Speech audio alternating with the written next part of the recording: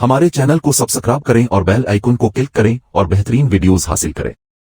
देखिए, जैसा कि हमने खुतबे में भी देख लिया, अल्लाह ने क़यामुल लैल जो है उसे फ़र्ज नहीं ठहराया, ततव्वुअन। कुरान मजीद में भी उसका कोई जिक्र नहीं, अहादीस में उसकी तशवीक़ और तरगीब पूरी मौजूद है। एक और हदीस भी हम बाद में पढ़ेंगे इस पर। इसका पस मंज़र क्या था कि इसको छोड़ दिया गया। अब ज़ाहिर बात है, मुसलमानों में कमज़ोर भी हैं, मुसलमानों में वो मजदूरी करने वाले भी हैं। रोज़ा तो फ़र्ज है उन पर, चाहे मई का महीना है और गंदुम काटनी है, रोज़ा तो फिर भी रखना होगा, ये सब कुछ है। लेकिन यह कि रात को फिर खड़े रहना उनके लिए, जागना मुमकिन नहीं, लिहाजा उनके ऊपर ये चीज़ फ़र्ज नहीं। हुजूर ने तरावी की नमाज या क़यामुल लैल न उसे फ़र्ज करार दिया, न उसके बाद जमात कोई एहतमाम किया मुस्तक़िल। सिर्फ 3 रातें आपने जमात करवाई है, उसमें 8-8 रकतें आपने पढ़ी हैं कि जो आपका मामूल था तहज्जुद का, वो पढ़ी और तहज्जुद के वक्त ही जमात कराइए। ये है वो हदीस। इसके अलावा किसी नमाज तरावी जो है, जो हम पढ़ते हैं 20 रकतें इशा के साथ मुत्तसिल, इसका कोई जिक्र न दौर नबवी में है, न दौर सिद्दीक़ अकबर में है। ये दौर हज़रत उमर की खिलाफत में हुआ है, और हम नहीं कह सकते कितने साल के बाद हुआ है। हज़रत उमर रज़ी अल्लाह तआला अन्हु की खिलाफत का दौर जो है वो तो 10 बरस है, हो सकता है 5 बरस के बाद हुआ हो, 6 बरस के बाद हुआ हो, 12 हुआ है उनके अहद। हज़रत उमर एक मरतबा मस्जिद में दाखिल हुए, मस्जिद नबी में, तो देखा कि कुछ लोग 8, 10, 12 जो है वो एक जो है हाफिज के पीछे खड़े हुए और कुरान सुन रहे हैं। कुछ दूसरे कोने में खड़े हैं, कुछ कहीं और खड़े हैं, मुख्तलिफ जमातें हो रही हैं।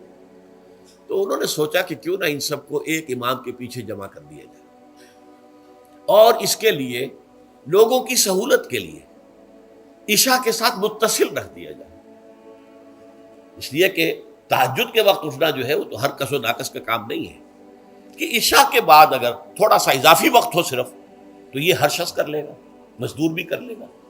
लिहाजा आपने ये निज़ाम तजवीज़ फरमाया कि इशा के मुत्तसिलन बाद 20 रकत नमाज पढ़ी जाए और एक इमाम के पीछे पढ़ी जाए। ये गोया कि इज्तिहाद है हजरत उमर रज़ी अल्लाह तआला अन्हु। इसको आपने खुद बिदअत भी करार दिया है, लेकिन बिदअत हसना। बिदअत किस एतबार से? लुग़वी एतबार से, नई बात, इसलिए कि हुजूर के ज़माने में नहीं थी, तो ये इस तरीके से एक नई बात है। लेकिन ये बात चूँकि बहुत अच्छी है, बहुत उम्दा है। आप जब ये निज़ाम चल पड़ा तो एक दिन मस्जिद में आए, देखा कि बड़ी भरी मस्जिद है, सहाबा खड़े हैं और एक इमाम के पीछे कुरान सुन रहे हैं। आपने फरमाया निअमल बिदअतु हाज़िही, ये जो हमने नई बात शुरू की है ये बहुत अच्छी है, बहुत उम्दा है। अब यहाँ से फ़र्क वाक़े हो गया है। एक तो अहले तशय्यो जो है वो तो वैसे ही हज़रत उमर से बहुत दुश्मनी रखते हैं, इनाद रखते हैं, तो हज़रत उमर के इज्तिहादात से उन्हें नफ़रत है, उन्हें दूरी है, चाहे वो कोई सा भी हज़रत उमर का इज्तिहाद हो। हमारे यहाँ अहले हदीस हज़रात भी दर हकीकत हज़रत उमर या किसी और खलीफा राशिद के फ़ेल को वो समझते हैं कि ये एग्जेक्टिव ऑर्डर्स हैं, ये हमेशा के लिए नहीं है। हज़रत उमर ने अपने दौर में एक निज़ाम कायम किया, उनके दौर के लिए ठीक था, ये हमेशा के लिए नहीं। हमेशा के लिए वो 8 ही रकतों के कायल हैं, वो तहज्जुद वाले।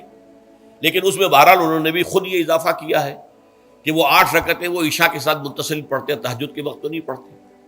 और हुजूर ने तो सिर्फ 3 रोज़ जो है वो कराई थी जमात, वो लोग 30 दिन या 29 दिन पढ़ रहे हैं, तो इजाफा तो उन्होंने भी कर दिया, तो निज़ाम में तब्दीली तो हो गई।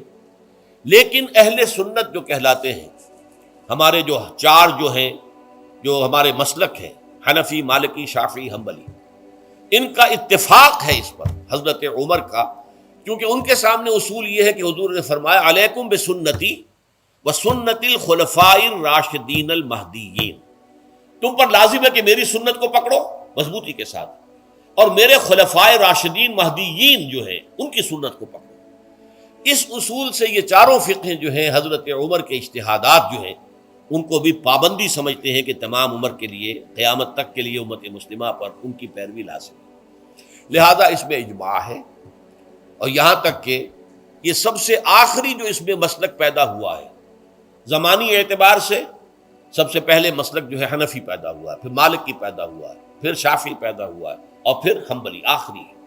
और इमाम अहमद इब्न हम्बल बहुत बड़े मुहद्दिस भी हैं, مسند احمد ابن حنبل جو ہے وہ بہت بڑی کتاب ہے، بہت اہم کتاب ہے، جامع کتاب ہے، تو ان کے ہاں بھی 20 رکعتیں ہیں۔ چنانچہ حرمین شریفین میں، سعودی عرب میں، مکے اور مدینہ منورہ میں جو نماز تراویح ہوتی ہے اس کی 20 رکعتیں ہیں، لیکن اہل حدیث حضرات جو ہیں وہ اس 8 کے اوپر اکتفا کرتے ہیں۔ بہرحال یہ ایک اختلاف ہے جو میں نے اس کا پس منظر بیان کر دیا، لیکن اس 20 رکعت نماز سے ادا کرنے سے، جو کہ زیادہ سے زیادہ 50 منٹ یا 1 گھنٹہ لگتا ہے، اس سے وہ قیام اللیل کا حق ادا نہیں ہوتا۔ قیام اللیل کا تو کچھ اور ہی تقاضا ہے۔ قیام کسے کہتے ہیں؟ یہ سورہ مزمل سے واضح ہوتا ہے، یا ایھا المزمل قم اللیل الا قلیلا نصفہ او انقص منہ قلیلا او زد علیہ ورتل القرآن ترتیلا۔ آدھی رات یا آدھی رات سے کچھ کم، یعنی تہائی رات، یا آدھی رات سے کچھ زائد، 2/3 رات، یہ ہے قیام اللیل۔ چنانچہ سورہ مزمل ہی کی آخری آیت جو دوسرا رکوع مشتمل ہے جس پر، اس میں صاف کہہ دیا گیا ان ربک یعلم انک تقوم ادنی من ثلثی اللیل ونصفہ وثلثہ وطائفۃ من الذین معک۔ اے اللہ کے نبی، اللہ خوب واقف ہے کہ آپ بھی اور آپ کے ساتھ ایک جماعت بھی رات کو کھڑی رہتی ہے، 2/3 رات یا آدھی رات یا 1/3 رات۔ تو یہ سارا معاملہ جو ہے قیام اللیل کا، گویا کہ کم سے کم 1/3 رات پر اس کا اطلاق ہو سکے گا، یہ نہیں کہ 1 گھنٹے۔ اب اس کے ضمن میں دیکھیے حدیث پڑھیے، تیسری حدیث ہے ان عبداللہ ابن عمرو ابن العاص رضی اللہ تعالی عنہ۔ یہ وہی عبداللہ ابن عمرو ہے جن کی میں نے آپ کو حدیث پہلے سنائی ہے۔ یہ ساری رات کھڑے رہتے تھے، پوری رات، اور ہر روز روزہ رکھتے تھے، جس پر حضور نے منع کیا، لا تفعل، مت کرو ایسا۔ رضی اللہ عنہما، یہ خود بھی صحابی ہیں اور ان کے والد عمرو بن العاص بھی صحابی ہیں۔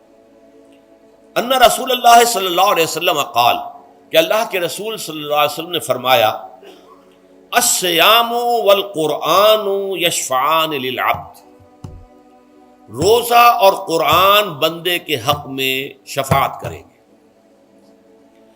یقول الصیام، روزہ یہ عرض کرے گا اللہ کی جناب میں، اے رب پروردگار، انی منعتہ الطعام والشہوات بالنہار، میں نے تیرے اس بندے کو دن کے دوران کھانے پینے سے اور اپنی شہوت کا تقاضا پورا کرنے سے روکے رکھا، یہ میری وجہ سے روکا رہا، تو میری شفاعت اس کے حق میں قبول فرما، فشفعنی فیہ، میری شفاعت اس کے حق میں قبول فرما۔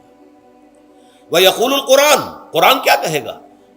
منعتہ النوم باللیل، میں نے اسے رات کے وقت سونے سے، نیند سے روکے رکھا، فشفعنی فیہ، تو اس کے حق میں میری شفاعت قبول فرما۔ حضور فرماتے فیشفعان، ان دونوں کی شفاعت قبول کی جائے گی۔ یہ ہے قیام اللیل۔ اس انفارمیشن سے آپ کو کیا فائدہ ہوا؟ کمنٹ باکس میں ضرور بتائیں۔